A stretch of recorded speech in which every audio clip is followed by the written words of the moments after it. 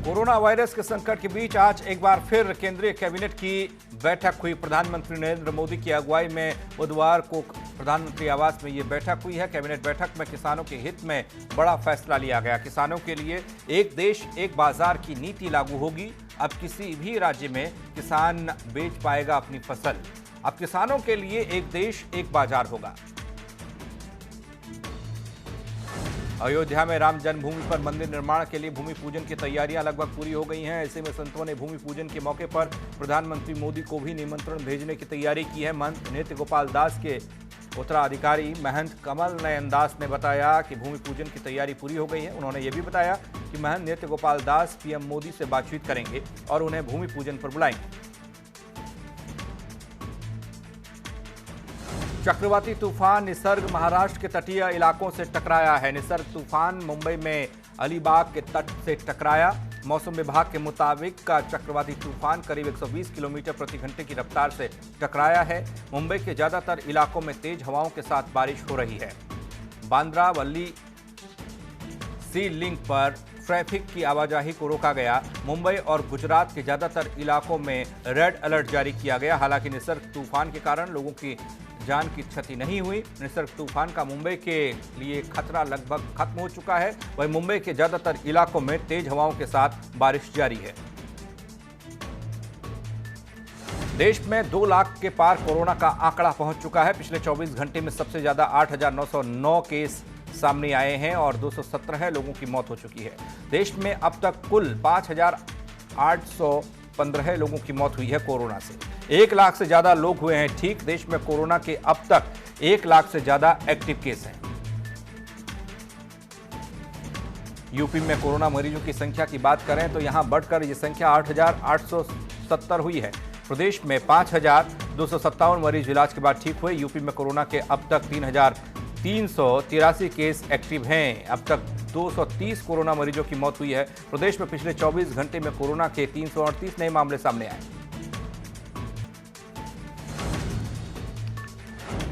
लखनऊ स्थित एसजीपीजीआई प्रशासन ने कोरोना वायरस के लिए एक जांच किट विकसित करने का दावा किया है। पीजीआई का दावा है कि इस किट से महज 30 मिनट में वायरस की जांच संभव होगी। नोएडा प्राधिकरण के दफ्तर में भी कोरोना के दस्तक दी है। कमर्शियल विभाग में काम करने वाले कर्मचारी की रिपोर्ट कोरोना पॉजिटिव आई है। एहतियात के तौर पर विभाग के सभी अधिकारियों और कर्मचारियों को कुछ दिन की छुट्टी दे दी गई है। घर से काम करने को कहा गया है। कमर्शियल विभाग समेत आसपास के विभागों को सील किया गया है। सैनिटाइजेशन का काम पूरा होने के बाद ही कर्मचारी दफ्तर आएंगे। नोएडा सेक्टर 6 में स्थित है नोएडा प्राधिकरण का दफ्तर। ऋषिकेश में कोरोना से निपटने के लिए तैयारियां पूरी की गई हैं। एम्स के कोविड एरिया में बेड की संख्या 100 से बढ़ाकर अब 200 कर दी गई है। इसके अलावा कोरोना संक्रमण के दौरान मरीज के इलाज के लिए इस्तेमाल होने वाले तमाम उपकरणों की भी तैयारी की गई है। उपाय भी खोजे जा रहे हैं। जरूरत पड़ने पर इन बेड्स की संख्या में एम्स और इजाफा कर सकता है। एम्स प्रशासन का कहना है कि संस्थान के चिकित्सकों की टीम इस महामारी में किसी भी हालत से निपटने के लिए तैयार है। खबर लखनऊ से है। कोरोना संक्रमण के साथ स्वास्थ्य विभाग ने मौसमी बीमारियों से निपटने के लिए लखनऊ के सभी जिला अस्पतालों समेत ग्रामीण क्षेत्र के अस्पतालों में अलर्ट जारी किया है। अस्पतालों में डेंगू, मलेरिया और डायरिया समेत दूसरी मौसमी बीमारियों के इलाज के लिए संसाधन जुटाने के लिए भी अस्पतालों को निर्देश दिए जा चुके हैं। केंद्र सरकार के आयुष मंत्रालय और राज्य सरकार की तरफ से राज्य के फ्रंट लाइन वर्कर्स के लिए कोरोना आयुर्वेदिक किट देने का फैसला किया गया है, जिसके तहत हल्द्वानी में जिलाधिकारी सविन बंसल ने जिले के फ्रंट लाइन वर्कर्स, आशा वर्कर्स, एएनएम, सफाई कर्मचारी, सुरक्षा कर्मचारियों को ये आयुर्वेदिक किट वितरित की। उत्तराखंड सरकार ने क्वारंटीन को लेकर एक बड़ा फैसला लिया है। लोगों के लिए एक बड़ी राहत की खबर है। देहरादून के जिलाधिकारी ने साफ कहा कि जो लोग रिस्क में आते हैं उनका स्वास्थ्य परीक्षण नहीं किया जाएगा, लेकिन उन पर ज्यादा ध्यान रखा जाएगा ताकि वायरस न फैल सके। उत्तराखंड में एक और कोविड-19 टेस्टिंग लैब बनकर तैयार हुई है। इस लैब को आईआईपी ने तैयार किया है। इसमें हर दिन 30 से 100 सैंपल की जांच होगी। वहीं अभी तक 4 टेस्टिंग लैब में कोरोना टेस्ट हो रहे हैं। शामली में कोरोना मरीजों की संख्या में लगातार इजाफा हो रहा है। झिजाना क्षेत्र का निवासी कोरोना संक्रमित पाया गया, जिसके बाद कोरोना मरीजों की संख्या बढ़कर 10 हुई है। मरीज को कोविड-19 हॉस्पिटल में भर्ती कराया गया और यह अनुमान लगाया जा रहा है कि भीड़भाड़ की वजह से मरीजों का आंकड़ा बढ़ रहा है। वहीं प्रशासन का कोरोना नियंत्रण का दावा फेल होता नजर आ रहा है। फिरोजाबाद के हजरतपुर स्थित डिफेंस मिनिस्ट्री की ऑर्डिनेंस इक्विपमेंट फैक्ट्री अपने रेगुलर काम के साथ साथ कोरोना से लड़ाई में अहम योगदान दे रही है। ऑर्डिनेंस फैक्ट्री ने नो प्रॉफिट नो लॉस पर मास्क समेत कई महत्वपूर्ण सामान बनाकर स्थानीय प्रशासन और अधिकृत संस्था को दिए हैं। फर्रुखाबाद में धार्मिक स्थल बंद हैं, पर कोरोना से जंग के लिए धर्मगुरु अलग अलग कठिन सावधानियां बरतने के लिए कह रहे हैं। बाबा जी मंदिर के पुजारी संत राकेश ने अग्नि सूर्य साधना के जरिए कोरोना के खिलाफ जंग छेड़ी है। जून की तेज धूप में आग के घेरे में बैठकर बाबा जी मंदिर के संत राकेश ने अग्नि सूर्य साधना शुरू की है। संत राकेश ने बताया कि आज पृथ्वी पर अग्नि का वास है और सूर्य की प्रचंड किरणें और अग्नि की तरंगें मिलकर कोरोना वायरस की क्षमता को कम कर देंगे। उत्तर प्रदेश के कांग्रेस प्रदेश अध्यक्ष अजय लल्लू की बेल खारिज होने से नाराज कांग्रेस कार्यकर्ताओं ने मथुरा जिला कलेक्ट्रेट में जमकर प्रदर्शन किया। इस दौरान कांग्रेसियों ने मुख्यमंत्री के खिलाफ जमकर नारेबाजी की, सरकार के खिलाफ नारेबाजी की। ऐसे में मौके पर पहुंची पुलिस ने धारा 144 के उल्लंघन के आरोप में करीब 9 कांग्रेस कार्यकर्ताओं को गिरफ्तार किया। कांग्रेस जिलाध्यक्ष ने मुख्यमंत्री पर मनमानी करने का आरोप लगाया।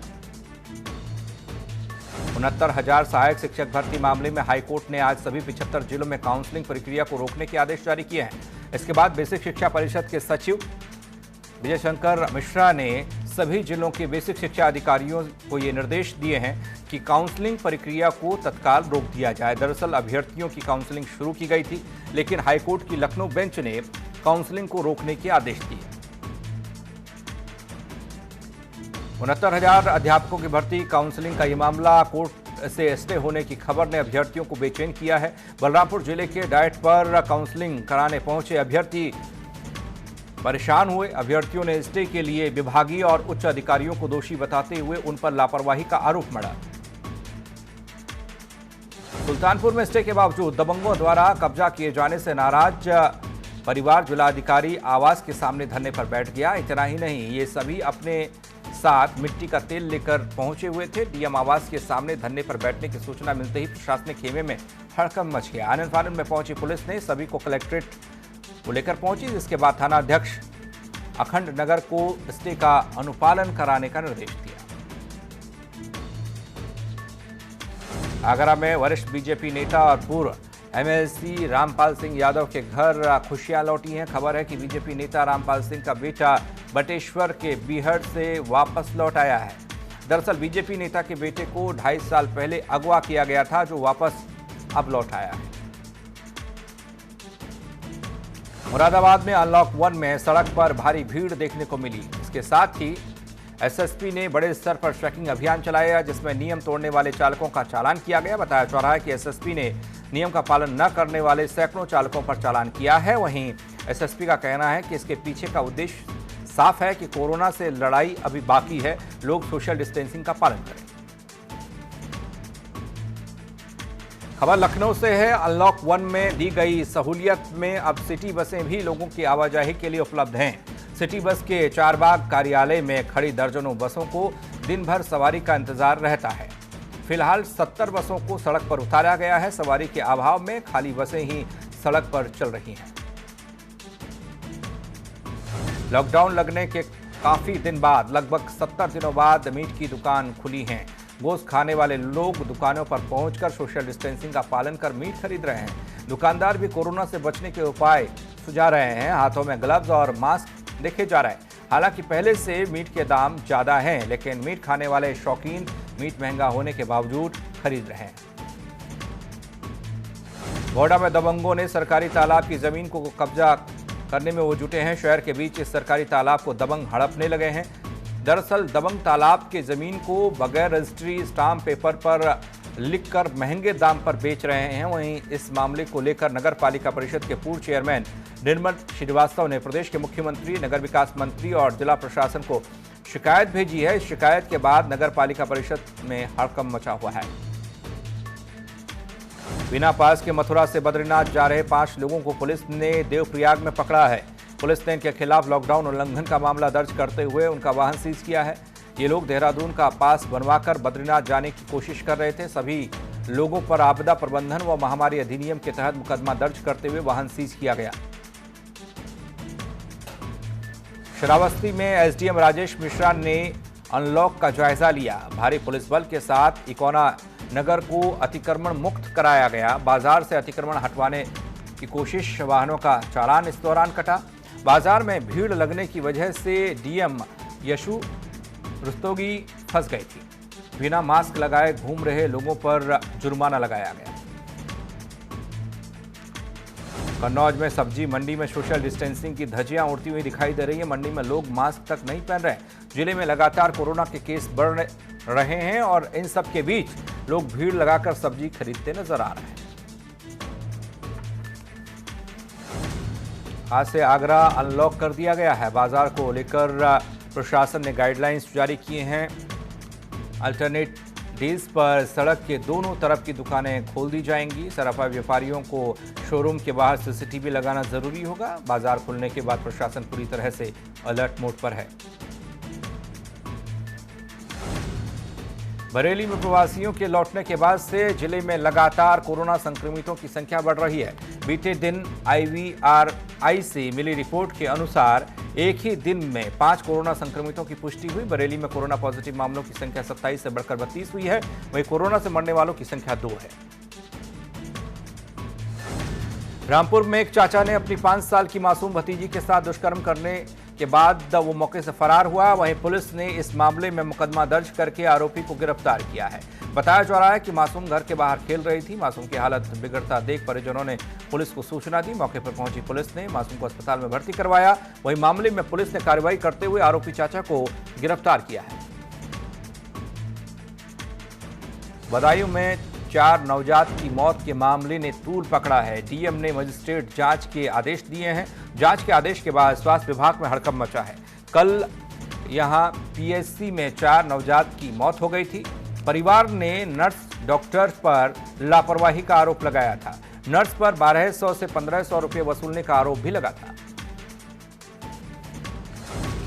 बदायूं से खबर है, रिश्तों को शर्मसार कर देने वाली घटना यहां से सामने आई, जहां एक देवर ने अपनी भाभी की गोली मारकर हत्या कर दी और कुछ देर बाद खुद भी फांसी के फंदे पर लटक कर अपनी जान दे गया। घटना की सूचना पर पहुंची पुलिस ने दोनों शवों को कब्जे में लिया, पोस्टमार्टम के लिए भेजा है। फिलहाल पुलिस मामले की जांच पड़ताल कर रही है। उन्नाव में ग्राम प्रधान संघ के ब्लॉक परिसर का घेराव किया है। वीडियो की अभद्रता से नाराज हैं ग्राम प्रधान संघ। मनरेगा सेल, सहायक विकास अधिकारी, पंचायत कार्यालय में ताला लगा दिया गया। ग्राम प्रधानों ने वीडियो को हटाने की गुहार लगाई है। श्रावस्ती में दबंगों का कहर देखा जा रहा। रास्ते में जानवर बांधने को लेकर दबंगों ने की है मारपीट। मारपीट में महिला समेत 4 लोग घायल हुए हैं। एक महिला की हालत गंभीर बताई जा रही है। घायलों को इकोना अस्पताल में भर्ती कराया गया है। पीड़ित की तहरीर पर पुलिस ने मुकदमा दर्ज किया है। रायबरेली में नदी के किनारे संदिग्ध हालत में पेड़ से लटका युवक का शव मिला, जिसके बाद लोगों में हड़कंप मच गया। सूचना मिलने पर घटनास्थल पर पहुंची पुलिस ने शव को कब्जे में लिया। फर्रुखाबाद में नामित सभासदों के शपथ ग्रहण समारोह में बीजेपी नेताओं को आमंत्रित न किए जाने का गुस्सा खुलकर फूटा। हालांकि आमंत्रित न किए जाने के बावजूद बड़ी संख्या में बीजेपी नेता शपथ ग्रहण समारोह में पहुंचकर सभासदों के लिए आरक्षित कुर्सियों पर बैठ गए। देखते ही देखते पूरा हॉल भर गया। मुजफ्फरनगर में खतौली शुगर मिल के बंद होने के फैसले पर किसानों में गुस्सा देखने को मिल रहा है। शुगर मिल के बंद होने की तारीख भी निर्धारित कर दी गई है। 8 जून को फैक्ट्री बंद करने का फैसला लिया गया है। गुस्साए किसानों ने खतौली मार्ग पर जाम लगाया। दिल्ली के जाफराबाद दंगों की चार्जशीट में अहम खुलासा हुआ है। जांच में पता चला है कि हिंसा के आरोपी व्हाट्सएप ग्रुप से एक दूसरे से जुड़े थे। क्राइम ब्रांच की जांच में आरोपियों के पास से व्हाट्सएप चैट भी मिले हैं। चैट में लिखा गया था कि दंगों के दौरान महिलाएं क्या करें। जांच में पता चला है कि जाफराबाद में लोगों को प्लान के तहत दंगे के लिए उकसाया गया। आगरा में राशन वितरण के दौरान हंगामा हुआ। दरअसल ये बहस पीएसपीएल यूपी अध्यक्ष और सांसद एसपी सिंह बघेल के बीच हुई है। पीएसपीएल यूपी अध्यक्ष नितिन कोहली ने सांसद पर मारपीट के आरोप लगाए। साथ ही महिलाओं ने भी सांसद के समर्थकों पर बदसलूकी का आरोप मढ़ा। वहीं सांसद एसपी सिंह बघेल ने आरोपों से इनकार किया है।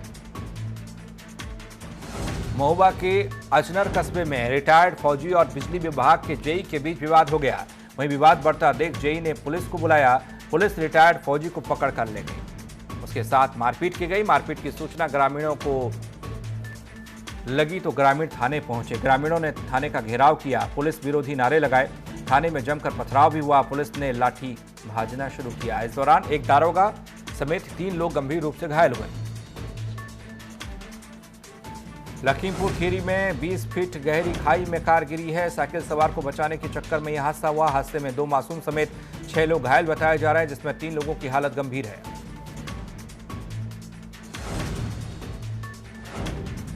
मुजफ्फरनगर में एक 3 तलाक पीड़ित महिला ने पुलिस पर गंभीर आरोप लगाते हुए न्याय न करने का आरोप लगाया है। पीड़िता ने अपने ससुराल वालों के खिलाफ गंभीर धाराओं में मुकदमा दर्ज कराया था। पीड़िता ने जेठ पर रेप करने का आरोप और मारपीट करने का आरोप लगाया, लेकिन इन सब मामलों में पुलिस ने अब तक कोई कार्रवाई नहीं की। शामली में पानी की बर्बादी की तस्वीरें सामने आई हैं। जलालपुर गांव में लोग बेवजह पानी की बर्बादी करते दिखाई दे रहे हैं। पूरे जिले में लाखों लीटर पानी बेवजह बर्बाद किया जा रहा है। सरकारी हैंडपंप में पानी तो आता है, लेकिन पानी की बर्बादी होती है, जिस पर जिलाधिकारी शामली ने जांच कर कार्रवाई के आदेश दिए हैं। हरदोई में एक मकान में ही बनी एक दुकान में आग लग गई, जिसके बाद दुकान में रखा सारा सामान जलकर राख हो गया। ग्रामीणों ने कड़ी मशक्कत के बाद आग पर काबू पाया। आग किस वजह से लगी इसका पता नहीं चल पाया।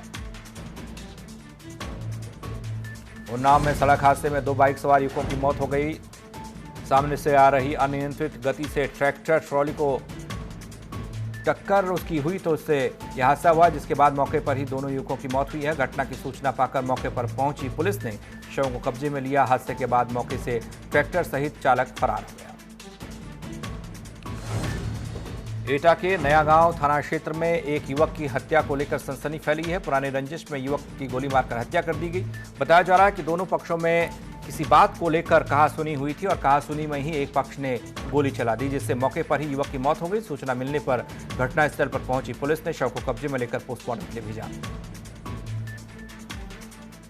मुंबई से हवाई यात्रा कर लौटे घनसाली के 4 युवकों पर मुकदमा दर्ज किया गया है। सोशल मीडिया पर निजी होटल में निर्धारित शुल्क से ज्यादा रुपये लेने का भ्रामक वीडियो अपलोड करने का आरोप लगाया गया था। होटल में युवकों की अगर बात करें तो क्वारंटीन इन्हें किया गया था। होटल के प्रबंधक ने इस बात की शिकायत पुलिस से की। वीडियो को शेयर करने वाले यूजर्स को भी पुलिस तलाश रही है। चीन से जारी तनाव के बीच प्रधानमंत्री नरेंद्र मोदी ने अमेरिका के राष्ट्रपति डोनाल्ड ट्रंप से फोन पर बात की। इस दौरान डोनाल्ड ट्रंप ने पीएम मोदी को G7 सम्मेलन के लिए न्योता दिया। राष्ट्रपति ट्रंप ने भारत को G7 में शामिल करने की भी इच्छा जताई है। दोनों नेताओं के बीच कोरोना महामारी, WHO में सुधार और G7 को लेकर बात हुई। पीएम मोदी और डोनाल्ड ट्रंप के बीच भारत और चीन के बीच जारी विवाद को लेकर भी चर्चा हुई है। लद्दाख में LAC पर भारत चीन के बीच तनातनी जारी है। चीनी सैनिकों के घुसपैठ के बाद से भारतीय सेना ने मोर्चा संभाला है।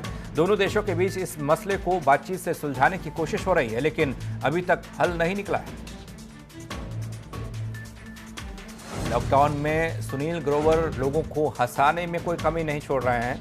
सुनील ग्रोवर इस बार रत्नागिरी नाम की लड़की के किरदार में नजर आ रहे हैं। बड़े बालों वाला विग पहना हुआ है और सिर के ठीक ऊपर एक चोटी बनाई हुई है।